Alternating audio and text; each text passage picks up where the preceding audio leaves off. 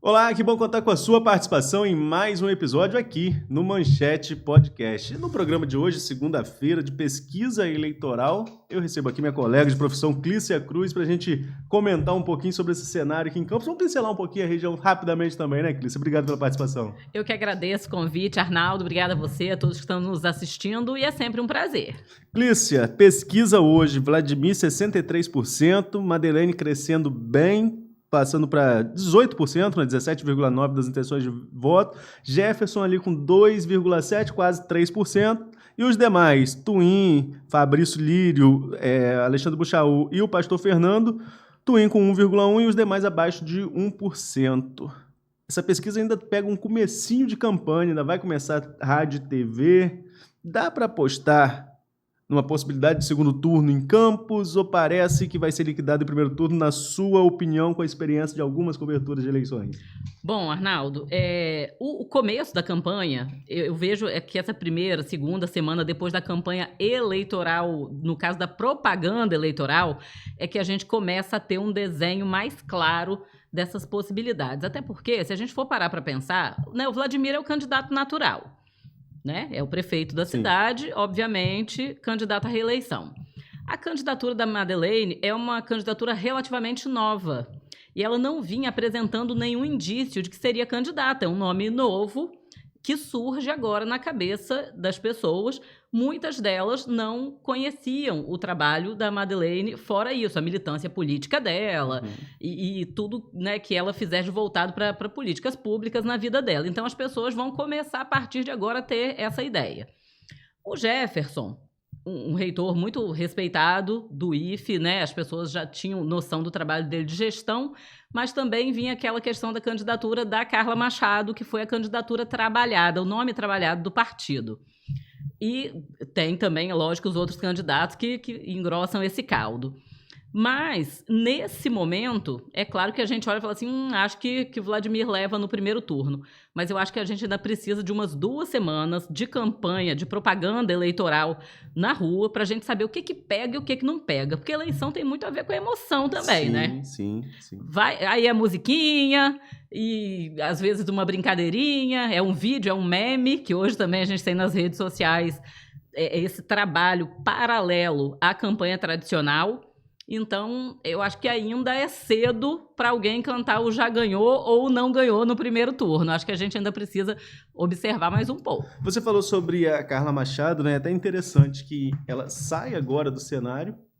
Sai agora, a gente pode falar aí, de abril, ela se lançou, logo depois de junho, julho, que ela vai retirar o nome, devido à questão jurídica de que ela não poderia ser candidata pela terceira vez ao cargo de prefeita.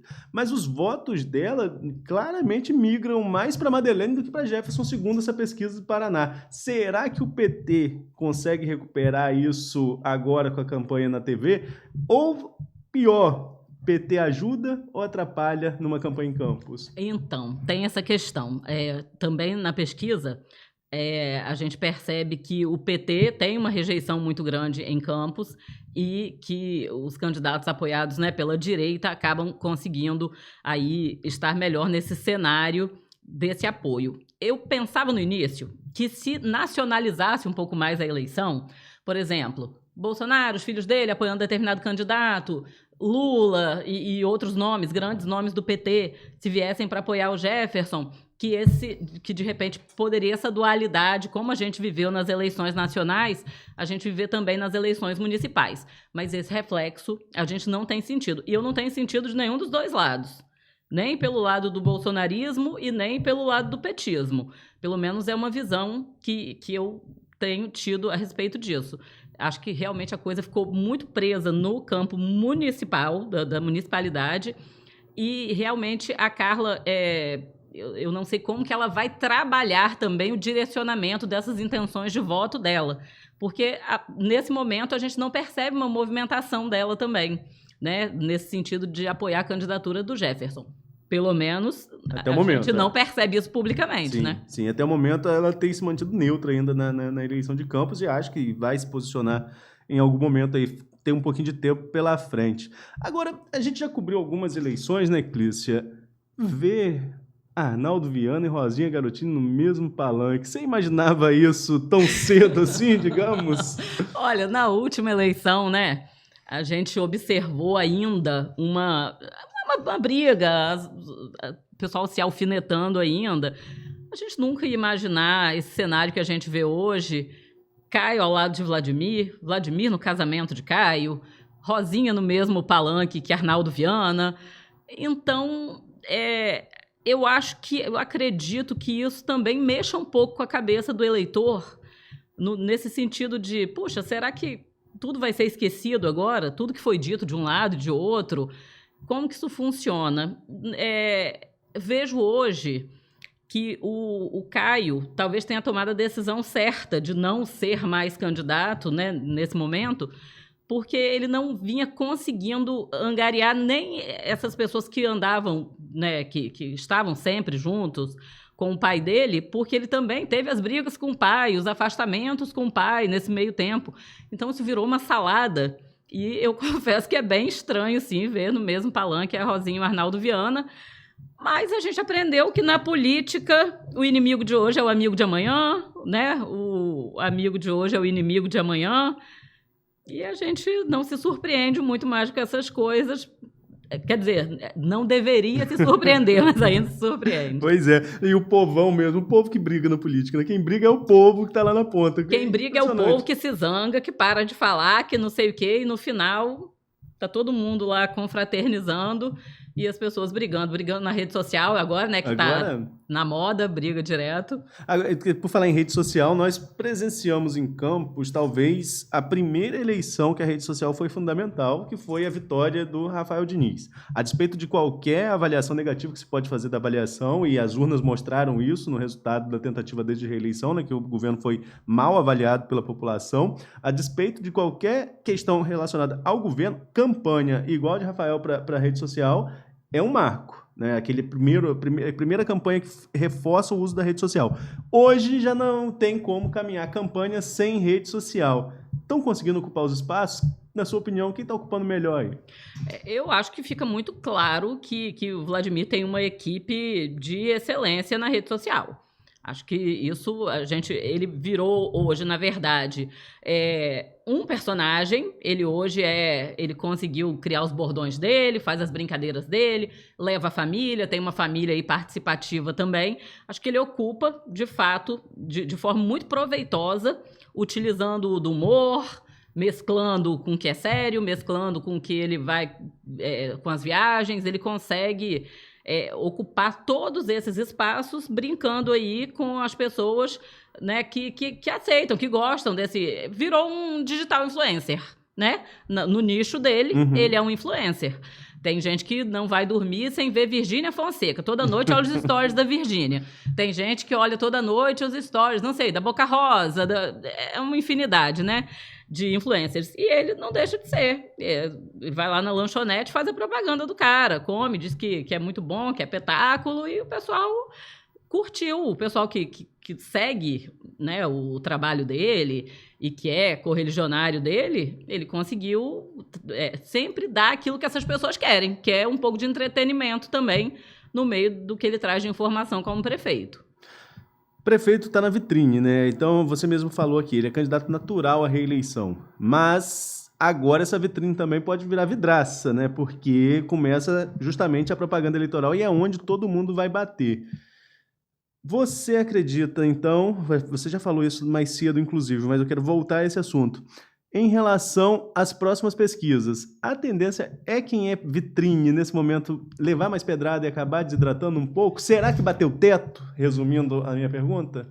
Acredito que tenha batido teto, sim. Eu acho que com 4 anos de governo, se você vai escolher o cara para voltar, você já decidiu. Não tem mais o que decidir. Acredito que quem está indeciso, a tendência é que migre para outros candidatos, porque o governo dele as pessoas já conhecem.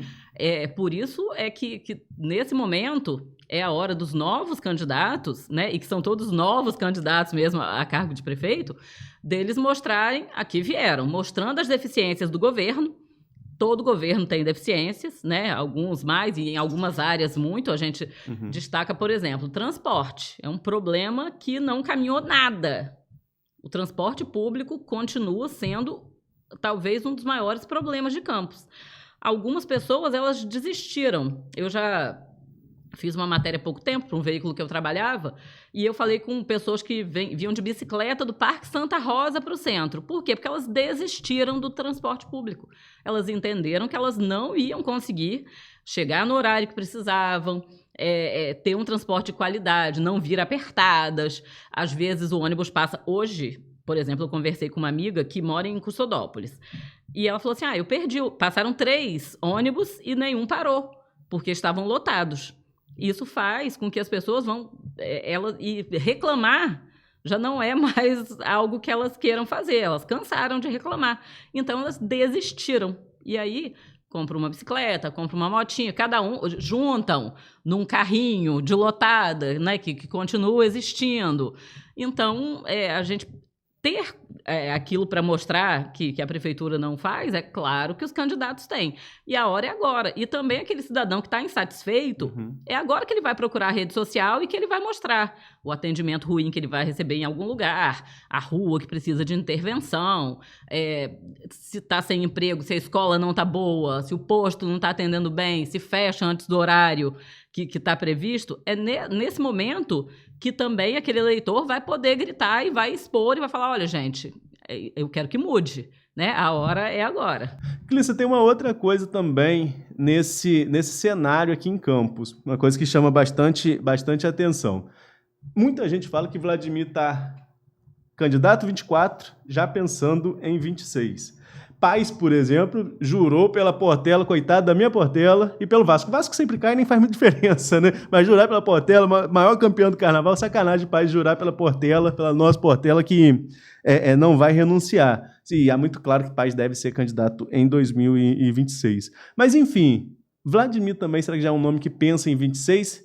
Em quê? E você acha que para a população pesaria o fato de se explorar que ele pode renunciar na metade do mandato? Inclusive, eu acho que os candidatos de oposição a Vladimir estão dando esse mole, né? Eles não estão trabalhando essa possibilidade que é muito clara.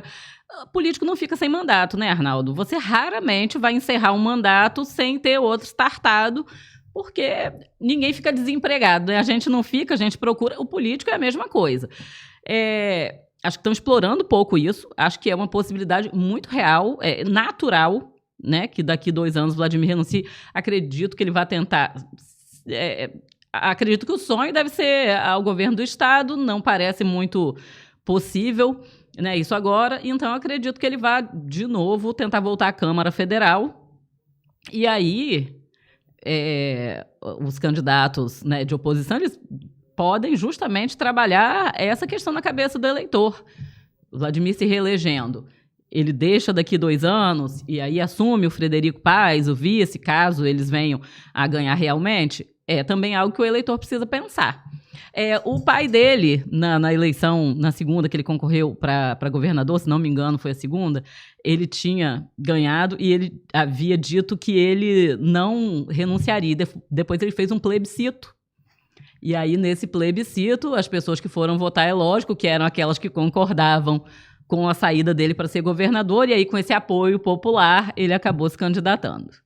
Clícia, voltando à questão da pesquisa, 53% dos eleitores indecisos na espontânea. Isso mostra uma coisa também. Para nós, jornalistas, eu, sobretudo, que consumo muito política e escrevo muito sobre política, mas para nós, jornalistas de maneira geral, e para agentes políticos, para quem está dentro dessa bolha, política é um assunto latente, é um assunto recorrente durante ano eleitoral e também não. Período eleitoral e não. Mas a população, de maneira geral, que é quem decide a eleição, só começa a se ligar nisso agora mesmo que a campanha começa, né? Só começa a se ligar nesse momento, só começa a se interessar um pouco mais, porque o nosso país, né, ele não é um país de uma população que respire política o tempo todo, e infelizmente a gente ainda tem pouca consciência da importância da política na vida de todo mundo, né? Porque tem aquele cidadão que fala assim, eu não preciso de política. Você precisa de estrada, você precisa de hospital, precisa de rua, precisa de iluminação pública. Então, todo mundo precisa de política. E só nesse momento que a população começa a se ligar na importância do voto, da participação, de assistir a um debate, de assistir a entrevista, Lembrando que Campos é uma cidade que as pessoas vêm também de processos eleitorais desgastantes. Já tivemos aquelas eleições tampões no passado, né? A gente, às vezes, precisou ir muitas vezes às urnas. Temos casos de muitos escândalos também envolvendo políticos, prisões. Tudo isso vai deixando o eleitor cansado e desmotivado. Mas a gente sempre precisa lembrar que alguém vai ganhar. E se alguém vai ganhar, se alguém vai se eleger, todo cidadão precisa, sim, estar atento, observando para escolher o melhor. Você falou em debate. Será que Vladimir vai aos debates? Eu acredito que não vá novamente, né, na maior parte deles. Na outra eleição, acredito que ele só tenha participado da InterTV e da Record, né? Mas é uma pena. Não gosto dessa postura do candidato de não ir. Acho que as pessoas têm que ter todas as oportunidades de ouvir os candidatos, e é sempre para o candidato também uma oportunidade de estar se apresentando. E é aquilo que a gente falou. Todo governo tem problema, mas você precisa ter resposta para os problemas que os seus adversários vão colocar ali, vão expor ali. Por que vai fugir do debate? Na época daquela eleição, também com muitos candidatos, e num momento totalmente diferente por causa da pandemia, né? Nós tínhamos um estúdio razoável, mas não grande lá para a Folha FM, nós fizemos só segundo turno. Na época do Folha FM, Vladimir foi no do segundo turno. Primeiro turno, eu lembro que ele não foi a alguns que outros veículos tentaram realizar, mas realmente aquela eleição atípica ali também, foi complicado para a gente cobrir aquela eleição, né? Por falar em complicado para cobrir a eleição, vamos mudar de assunto um pouquinho, pegar esse finalzinho aqui. Como está sendo essa experiência nova aqui no Manchete? Tá sendo excelente. Uma linguagem diferente, né, Arnaldo? Eu sempre brinco assim, eu tô ficando mais velha, mas eu sempre gosto do novo. Eu sou uma jornalista que gosto de estar na vanguarda, de estar observando os acontecimentos atuais, tentando aprender um pouquinho sobre rede social, que também não é fácil para nossa cabeça. Fala não. Né? A gente está mais lá no passado. Mas essa experiência de trabalhar um jornalismo mais factual, de fato, né, o que aconteceu, você está ali já postando, atualizando, a gente vai aprendendo também a ser mais flexível, porque a gente está acostumado a apurar, fazer aquela apuração imensa, e aí depois a gente vai escrever com calma, e no Manchete não tem calma, no Manchete a gente vai apurar rapidinho, vai postar, vai atualizar. É a linguagem que o leitor de hoje quer. E a gente tem que estar por dentro do que as pessoas querem, né? Não adianta a gente ficar lá com aquela nossa visão de passado, com saudosismo, entendendo o que as pessoas querem, sempre colocando qualidade. Sempre fazendo da melhor forma que a gente possa, porque é o que o nosso espectador, que o nosso leitor, que o nosso ouvinte, a gente está em todas as mídias, né? Então é o que as pessoas merecem, né? É aquela história também, né? Aconteceu... Virou Manchete. Tem muito jeito. Mas, enfim, tem uma questão... Vamos falar um pouquinho de jornalismo aqui também. Eu já trabalhei com impresso durante um bom tempo, inclusive para fazer manchete, né? Na época da Folha da Manhã, fui editor-geral por uns 4, 5 anos.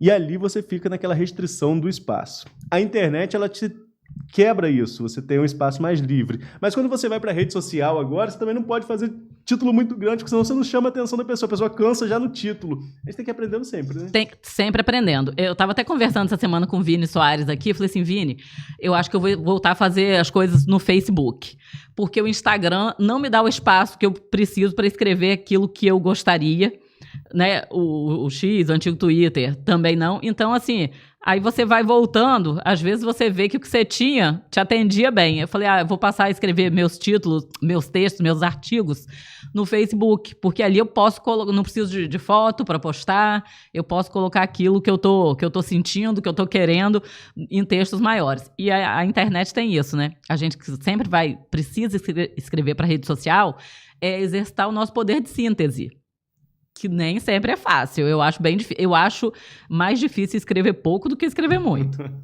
Clícia, só pra gente concluir, então, você tá no Manchete, tá na produção diária, mas também tá com blog.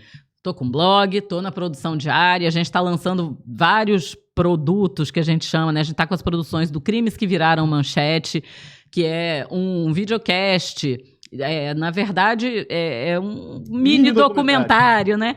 Que fala dos crimes que viraram manchete, não só em Campos e região, mas em todo o estado do Rio. A gente começou fazendo alguns em Campos, mas a gente já está crescendo a nossa produção também para outros municípios. A gente está lançando essa semana um quadro que chama Gente que Faz Diferença, que é para falar de coisa boa, de gente que faz coisa boa, empreendedores sociais, pessoas que de fato fazem diferença na sociedade. E tem muito mais por aí, tem muita coisa guardada que a gente está tirando das gavetinhas aqui no Manchete, que a gente vai colocar no ar nos próximos meses, aí no decorrer dos próximos meses. E voltando a falar daquela qualidade que a gente, né, precisa implementar sempre no jornalismo, para que a população possa ficar, de fato, bem informada. Tem muito projeto chegando e a eleição passando, é mais fácil ainda. É, né? Mais fácil, porque durante a eleição a gente fica... Toda hora é uma novidade que a gente tem que apurar, né? E sem contar com aquelas fake news que chegam, que até te dão um enorme trabalho, até você entender que aquilo não aconteceu. E todo mundo é vítima delas hoje, né? É verdade. Inclusive, estava aqui resolvendo um problema de uma fake news contra a nossa produção. Enfim, faz parte do jogo, né? É difícil. Clícia, muito obrigado pela sua participação e já fica o convite aberto para uma próxima oportunidade para a gente fazer algumas leituras aí nesse período, hein? Muito obrigada, Arnaldo. Conta sempre com a gente. Grande abraço a todos. E a você que nos acompanhou até aqui, fique ligado no Manchete Podcast. Já tem entrevistas com os candidatos aqui da região. Na próxima semana nós vamos para Cardoso Moreira. Antes a gente faz mais algumas leituras aqui do cenário em Campos, do Norte Fluminense de maneira geral, e eu conto com a sua participação. Até breve.